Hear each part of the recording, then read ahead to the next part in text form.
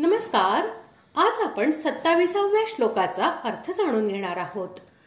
श्लोक 27. उच्चैश्रवसमश्वानां विद्धि माममृतोद्भवम् ऐरावतं गजेन्द्राणां नराणां च नराधिपम्. श्लोकाचा अर्थ: घोड्यांमध्ये अमृताबरोबर उत्पन्न झालेला उच्चैश्रवा नावाचा घोडा, श्रेष्ठ हत्तींमध्ये ऐरावत नावाचा हत्ती आणि मनुष्यांमध्ये राजा मला समज.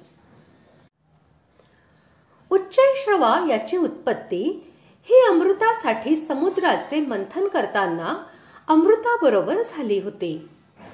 म्हणून 14 रत्नांमध्ये याची गणती केली जाते आणि याला सर्व घोड्यांचा राजा असे समजले जाते. म्हणून भगवंताने त्याला आपले स्वरूप असे म्हटले आहे. पुष्कळशा हत्तींमध्ये जो श्रेष्ठ असेल त्याला गजेंद्र असे म्हणतात.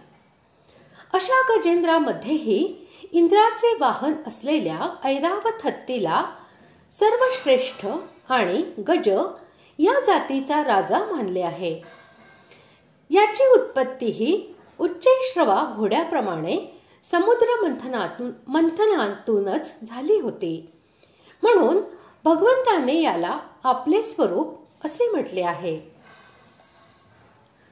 शास्त्रोक्त लक्षणांनी युक्त असा धर्मपरायण राजा आपल्या प्रजेला पापापासून बाजूला घेऊन धर्माकडे प्रवृत्त करतो आणि तो सर्वांचे रक्षण करतो. यामुळे अन्य मनुष्यांपेक्षा राजा हा श्रेष्ठ मानलेला आहे.